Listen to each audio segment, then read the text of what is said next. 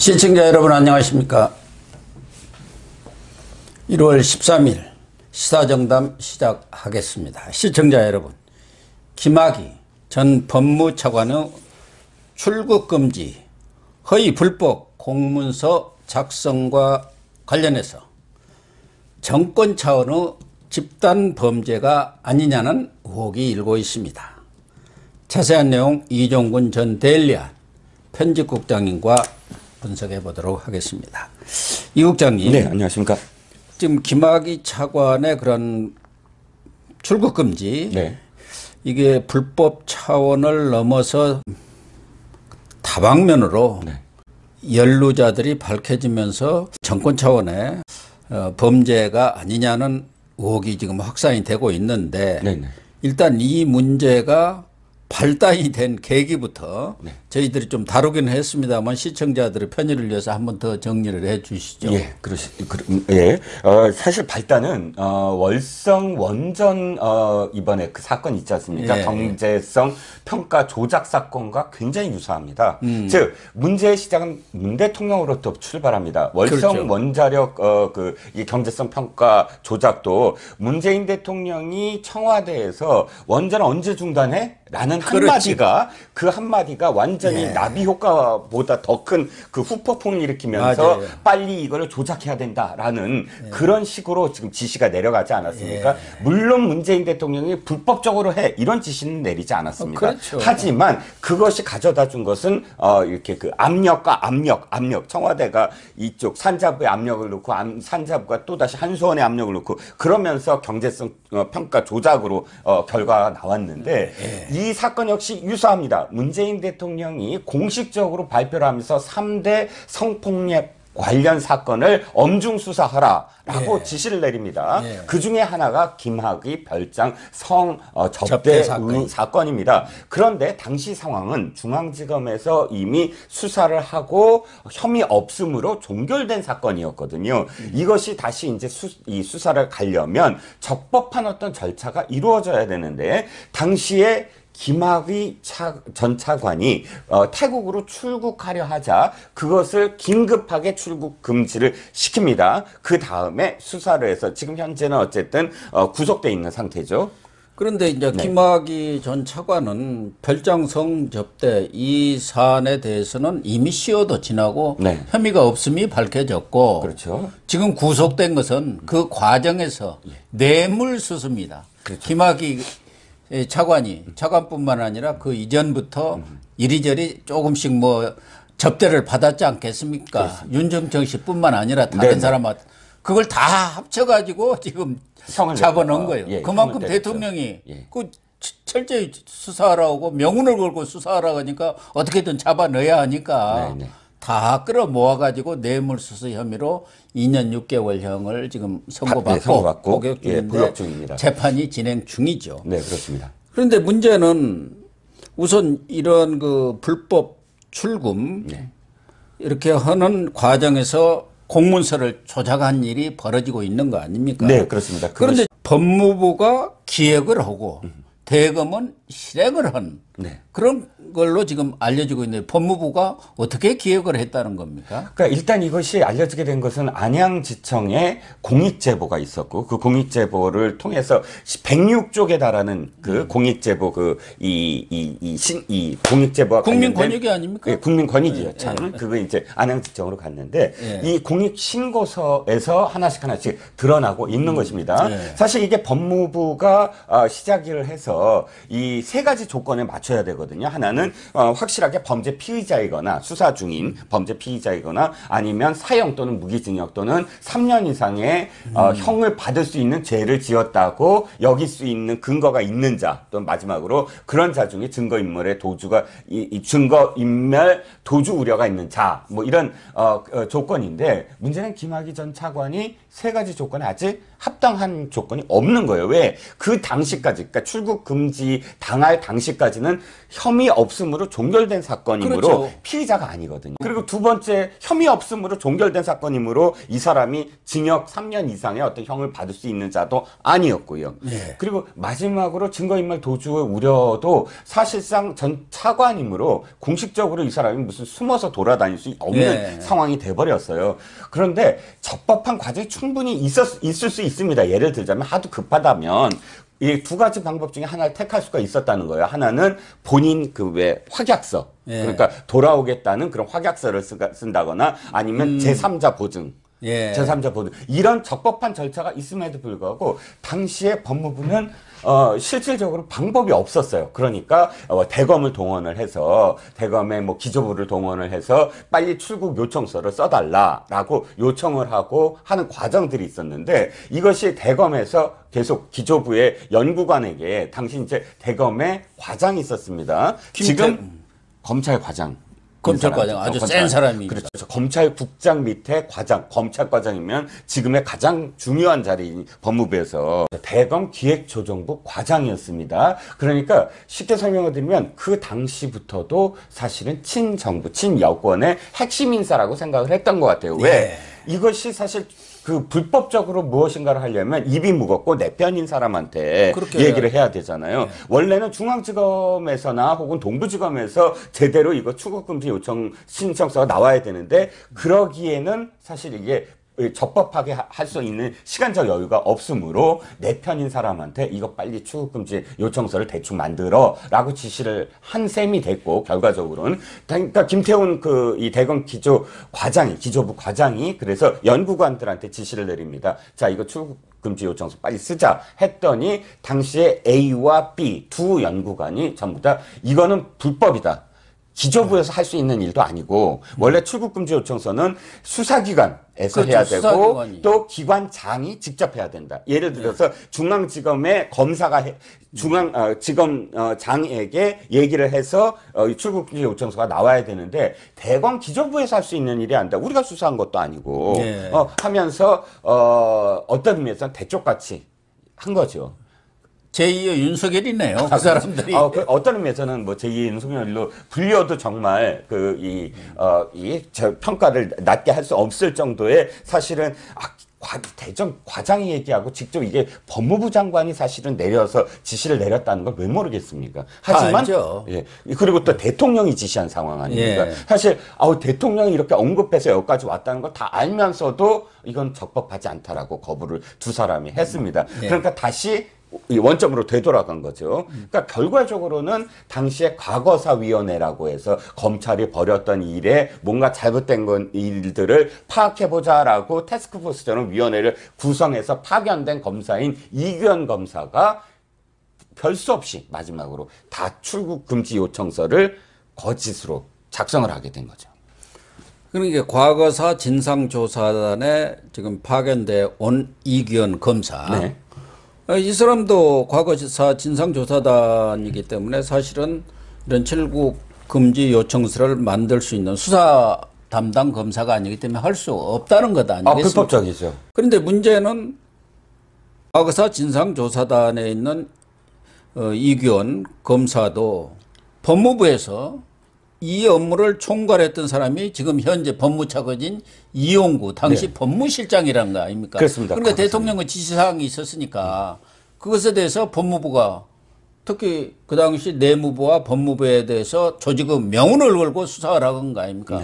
하나는 김학의 사건, 장자연 리스트 사건, 그리고 버닝썬 사건 아닙니까? 이 세 가지를 지시를 했는데 그러니까 법무부에서는 그때 박상기 장관하고 당시 행안부 장관은 김부겸 장관이 기자회견까지 다 한 사람이. 기자회견까지 했죠. 그러니까 법무부에서는 그 담당 어떤 부서를 정할 건데 그게 이제 법무실장이었다는 거 아닙니까? 그렇죠. 그리고 이 법무실장과 과거사위원회를 관장하는 데가 법무실장이었던 모양이에요. 그렇습니다. 그래가지고 이용구 당시 법무실장하고 과거사위원회는 지금 김용민 민주당 의원이 과거사위원회 간사였던 모양이에요. 그래서 거기서 이렇게 대검한테 출금 요청서를 법무부에 요청하도록 하고 그럼 법무부가 지시를 내리는 쪽으로 이렇게 기획을 했던 것 같죠. 네, 그렇습니다. 그런데 이제 이용구 차관은 지금 퍼쩍퍼쩍 뛰고 있죠. 그러니까 예, 김용민 그 의원이 지금은 의원이지만 당시에 과거사위에서 함께 활동했는데 변호사로 민간위원으로 참여를 했죠. 그렇죠. 당시에 라디오 방송에서 이런 얘기를 한 게 지금 다시 이제 드러나고 있는데 김용민 의원이 당시 변호사로서 민간위원으로서 그 과거사위원회에 참여했을 때 라디오 방송에서 이용구 법무실장 이름을 언급하면서 그 이 수사에 이 의지를 보이고 있다. 이 법무부가 이런 어떤 언급을 했던 것이 이제 기사에 보도가 됩니다. 그러니까 이용구 실장도 당시 법무부 실장도 이 조작 사건에 하나의 어떤 기획했을 때 핵심 인물이다라는 보도가 나오자 이용구 지금 차관은 펄쩍 뛰면서 나는 거기에 관여하지 않았다라고 지금 얘기를 하고 있습니다. 근데 김용민 지금 의원이지만 당신은 민간위원으로 참여한 변호사였지 않습니까? 그리고 네. 과거사위원회 간사를 했는데 네. 라디오 방송에 나와서 이용구 법무실장으로부터 이렇게 연락이 왔는데 과거사위원회에서 법무부에 네. 김학의의 그런 출금이 필요하다는 의견서를 제출을 해주면은 그러면 법무부가 그것에 따라서 대검한테 지시를 하고 대검이 다시 이렇게 요청하는 순으로 하겠다고 이렇게 라디오에 나와서 이 얘기를 했잖아요. 그렇죠. 지금 했으면 또 모르는데 그 당시에 했단 말이에요. 그것을 김용민 당시 변호사가 거짓으로 지어서 할 리는 없지 않습니까? 그렇죠. 그러니까 지금 말씀하셨듯이 이 문제는 어쨌든 대통령이 지시를 내렸으므로 과거사위원회에서 김학의 사건 같은 것을 가장 상징적으로 하면 검찰을 사실 올가맬 수 있다. 예. 검찰이 다 한 통속으로 이렇게 된 대표적인 사건이다라고 사실 과거사위가 집착했던 문제였거든요. 그래서 검찰 개혁을 해야 된다. 만약 이런 어떤 논리로 김학의 사건을 가장 크게 사실 주안점으로 다뤘었고 그렇기 때문에 김학의를 수사하는 데 있어서는 과거사위가 다 진상을 해봤더니 이건 재수사해야 돼라는 그런 의견을 제출하면 그대로 이제 순서대로 수사를 하려고 했던 것인데 문제는 이제 출국 금지부터 이것이 틀어지기 시작했다라는 게 이제 이 상황입니다. 그러니까 이규영 검사가 이 대검에서 그러한 내용에 대한 요청을 거부를 한 거 아닙니까? 불법이니까 우리 할 수 없다. 예, 대검 기재부에서요. 그러니까 본인 스스로 그 긴급 출금 요청서 이걸 지금 조작을 하죠. 김 차관의 과거 무혐의 사건 그것을 사건 번호를 붙여가지고 출금 요청을 한 거 아닙니까? 그렇죠. 일단 출금 요청은 두 가지가 두 단계가 있더라고요. 긴급히 해야 되니까 출국 요청서부터 일단 만들고 그다음에 그것을 출국 금지시킨 다음엔 이 문건을 갖고 사후 승인하는 법무부에 이제 법무부가 나중에 이제 사후 승인하는 그런 그러니까 검찰 단계에서 사후 승인하는 어떤 두 절차가 있는데 첫 번째 절차에서 말씀하셨듯이 제가 세 가지 조건을 말씀드렸잖아요. 출국 금지를 하려면 세 가지 조건이 있어야 된다. 그러려면 수사를 했어야 이게 범죄 피의자가 되고 아니면 3년 이상의 형의 혐의가 있는 자여야 되잖아요. 그럼 수사가 있었어야 되잖아요. 수사가 이렇게 이루어졌으므로 어떤 사건이다. 그러니까 사건 번호가 있어야 되는데 사건 번호가 뭐냐면 중앙지검이 지금까지 그 전에 수사를 해갖고 종결지은 사건. 예. 그러니까 김학의한테 혐의가 없다라고 종결지은 그 사건 번호를 집어넣은 거예요. 그러니까 새롭게 이 사람이 혐의가 있다라고 수사를 한 게 아니고 수사한 게 없으니까. 그러니까 이 사건 번호조차도 사실은 말이 안 되는 것이고 그렇다면 중앙지검이 직접 나서서 이것이 아니다라고 이 혐의가 있다라고 해야 되는데 중앙지검에서는 혐의 없음으로 이미 종결된 사건이므로 중앙지검장이 나설 수 없는 상황. 그러니까 지금 사건이 종결된 사건을 갖고 마치 역으로 이건 문제가 있다라는 사건이다라고 이 번호를 붙여버린 거죠. 그래서 이제 두 번째 법무부에 승인 요청을 할 때도 내사 번호를 붙였지 않습니까? 예. 동부지검에 있지도 않는 내사 1호. 내사 1호. 그렇게 붙인 거 아닙니까? 실제로 내사 1호를 찾아보면 엉뚱한 사건이래요. 두 번째도 사실 이 대검에 요청을 했답니다. 그러니까 일단 한번 저지르고 이 불법인 건 다 알잖아요. 예, 그러니까 다 알죠. 사후 승인만큼은 적법하게 뭔가 좀 하려고 대검에 또다시 기조부에 얘기를 했는데 그것이 기조부에서 또다시 아니 그걸 어떻게 할 수 있느냐라고 또다시 거부를 해버린 거예요. 그러니까 또 돌아오니까 이번에는 내사번호까지 조작을 하면서 동부지검에 있지도 않은 동부지검 내사번호를 붙여가면서 두 번째 조작을 하게 된 거죠. 그러니까 당시 또 김태훈 기획조정부 과장이 연구관들에게 그런 지시를 하면서 사실은 이런 중요한 사안이기 때문에 기획조정부장, 당시는 문찬석 부장이죠. 예. 얼마 전에 작년이죠. 예. 광주지검장 하다가 사표를 던졌죠. 예. 뭐 강골 검사 아닙니까? 기계가 강한 검사. 예. 그러니까 패싱을 한 것 같아요. 부장한테 보고해봤자 그 무슨 소리야? 네. 불법을 하라는 얘기 할 것 같으니까 과장이 패싱을 하고 네. 연구관들한테 지시했는데 연구관들도 거부해버린 거 아닙니까? 네, 네.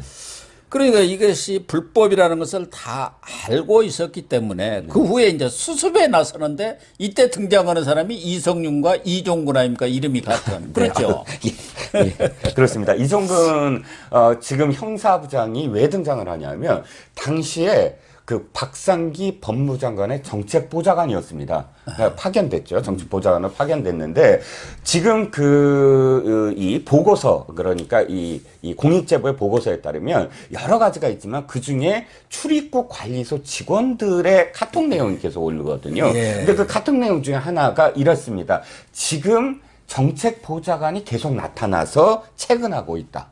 예. 이런 뉘앙스의 글이 나와요. 즉 정책보좌관이라는 건 장관의 보좌관이고 장관의 보좌관은 이종근 아닙니까? 그러니까 이종근 정책보좌관이 직접 나서서 이 출국 금지 어떻게 됐느냐, 출입국 그 관리소에 직접 현장에 나가갖고 발을 동동 구르면서 뭐 대응 방안 없느냐 막 물어본 거죠. 그렇죠. 진두 지휘는 지휘할 자격은 어쨌든 그렇게 해서 이 출입국 관리소 직원들이 봤을 때 사실은 부담스러운 거죠. 그러니까. 지시를 내릴 수는 없지만 그럼에도 불구하고 한마디 한마디가 압박으로 다가왔을 테고요. 그래서 이 이종근 정책보좌관의 그런 어떤 동선이 지금 나타나고 있는 겁니다.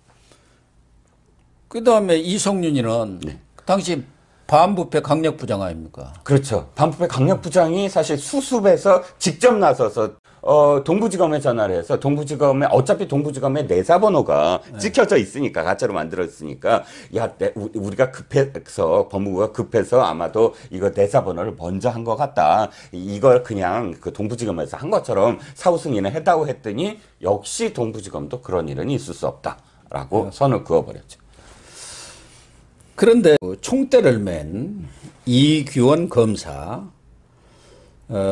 지금은 어디 공정거래위원회인가 어디에 파견되어 네. 있는 모양인데 대전지검 소속으로 되어 있고 이규원 검사가 지금 민정비서관 이광철하고 아주 가까운 사실 36기 동기라는 네, 거 동기죠. 아닙니까?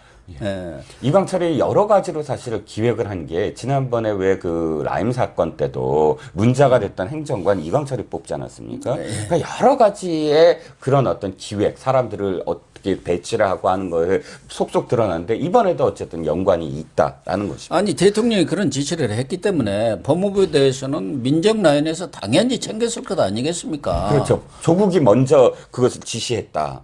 그러니까 대통령이 얘기했고 조국이 법무부 장관이 지시하고 법무부 장관이 과거사위에 지시를 하고 하면서 이게 쭉 개통이 내려갔죠. 그러니까 당시 조국이 민정수석이고 이광철이는 선임 행정관 아니었습니까? 그렇죠. 그러니까 실무 책임자죠.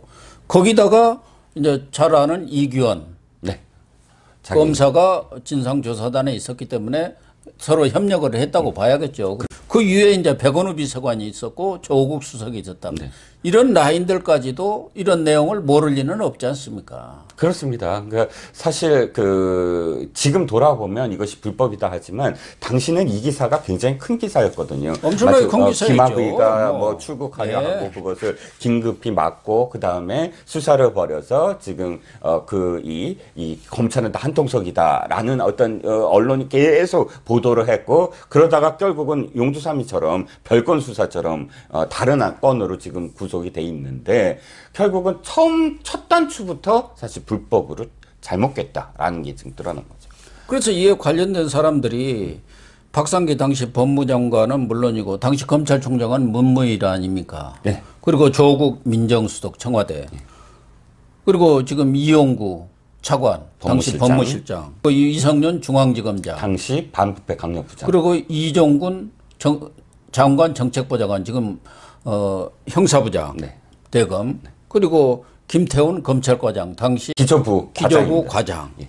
거기에 또 민주당 김영민 의원. 김용민 과거사위 위원으로 같이 활동하면서. 그러니까 청와대, 법무부, 대검 그리고 정치권까지 이렇게 연루된 사안이란 말이에요. 정권 전체가 집단적인 범죄를 저지른 그런 사안이기 때문에 수사에 들어간다면 수사 범위가 엄청나게 넓어질 수 있는 그런 사안 아닙니까? 그런데 지금 그렇습니다. 안양지청에서 일단 수사를 하고 있는데 근데 그 부분에 대해서도 과연 제대로 된 수사를 할 수 있겠느냐는 의혹이 나오고 있잖아요. 네, 그렇습니다. 사실 이제 꽤 이 시간이 됐는데도 불구하고 안양지청이 뭔가 움직이고 있다. 안양지검이 뭔가 움직이고 있다라는 기미가 안 보여요. 사실 이건 간단합니다. 모든 것들이 다 드러났거든요. 그리고 아까도 말씀드렸지만 출입국 관리소의 카톡 내용들 하며 실질적으로 내사번호, 그 다음에 수사번호가, 사건 번호가 틀린 거 하며 모든 것들이 다 만천하에 드러나 있어서 굉장히 속도 빠르게 소환도 하고 해야 되는데 움직이지 않고 있습니다. 알고 봤더니 이근수 안양지청장이 사실 이성윤의 그 2차장 검사였다. 중앙지검 2차장 검사였다. 그러니까 사실상 같은 어떤 그런 이성윤 라인이니까 이거를 뭐, 제대로 수사를 하지 않는 거 아니냐라는 지금 비판이 나오고 거기에 있죠. 박진원 차장검사도 중앙지검에서 조사 일부장을 하다가 이성윤 라인 밑에서 있었던 것이죠. 더군다나 대검에서 이 사건을 총괄 지휘하는 사람이 형사부장 아닙니까? 이종군. 네네. 그런데 그 이종군 형사부장이 바로 박상기 장관의 정책보좌관으로 이 사건을 무마하기 위해서 뛴 사람이 그렇죠. 총괄 수사를 한다는 게 말이 되느냐. 그렇죠. 그래서 나오는 게 이건 검사들과 관련된 거니까 특임 검사를 임명해야 한다. 이 얘기 아닙니까? 네, 그렇죠. 그러니까 이 안양지청에서의 수사를 보고를 받는 곳이 지금 형사부장이고 형사부장이 이종근인데 당시 정책보좌관으로서 지금 이 조작과 불법 사건과 굉장히 밀접한 어떤 연관이 있으므로 그러므로 이 모든 것들이 사실 이 규원 검사부터 출발을 해서 이 아까 이 기조부장 김태훈 기조부장까지 다 연루가 됐다면 스스로 사실 이것을 수사할 수 있겠느냐. 그래서 특임은 검사를 해야 된다. 이 목소리가 사실 지금 나오는 게 아니라 굉장히 처음부터 걱정이 됐고 우려해서 특임 검사 이야기가 나오는데 문제는 특임 검사를 그 결단을 내릴 사람은 지금 윤석열 검찰총장 아니겠습니까? 그렇죠. 그러니까 이 정도 됐을 때는 사실 윤석열 검찰총장이 이 사건과 관련해서 인지를 분명히 했을 테고 당연히 이것과 관련된 회의가 있었어야 돼요. 그 대검 회의가 있었어야 됐고 그 대검 회의에서 결론이 나왔어야 됐고 그런데 그 어떤 움직임도 사실 지금 없다라는 게 지금 우려의 그 시선입니다. 그렇습니다. 사실은 이 민간인에 대한 불법 사찰에다가 공문서 허위 조작 이건 또 중범죄 아닙니까? 네, 그렇습니다. 이런 사건에 청와대, 법무부, 검찰, 뭐 정치권에 있는 김영민 의원까지 다 연루된 사안이기 때문에 특임 검사를 임명을 해서 정말 단호하게 수사를 해야 할 사안인데 지금 아무런 움직임이 없어서 많은 사람들이 이 문제도 또 울산 사건처럼 흐지부지 되는 것 아니냐. 이런 생각들을 하고 있는 거 아닙니까? 네, 그래서 사실 걱정인데, 자, 중요한 건 이겁니다. 김학의 차관이 죄가 있다 없다라는 건 별개의 문제죠. 별개의 문제입니다. 네. 지금 이 정권이 지금까지 민주주의를 이야기하면서 권위주의 정권 시절에 뭘 얘기했냐면 모든 절차는 정당해야 되고 적법해야 된다. 예를 들어서 무슨 고문 사건 뭐 이런 것도 사실은 모든 것들이 다 절차가 안 이루어졌기 때문에 벌어진 일 아닙니까? 근데 자기네들이 절차를 이렇게 불법으로 해놓고 이게 원래 긴급해서 그랬다. 긴급해서 절차상 이렇게 불가피했다. 이렇게 법무부가 얘기하는데 결론적으로는 긴급해서 우리는 불법을 저질렀다라고 시인하는 것밖에 안 되지 않습니까? 예. 어쨌든 이런 결과들을 보면 시청자 여러분 대통령의 말 한마디가 얼마나 중요한지를 여실히 보여주고 있습니다. 월성 사건도 그렇죠. 울산 선거 부정 사건도 그렇습니다. 이번에 김학의 전 법무차관 사건도 대통령의 말 한마디에서 시작된 거 아닙니까? 이번 사건도 검찰이 특히 윤석열 총장이 결단을 내려서 그 진상을 명명백백하게 가려내서 범죄를 저지른 사람들은 그야말로 지위고하를 막론하고 법의 심판대 위에 올려야 한다고 생각을 합니다. 시청해 주셔서 감사합니다.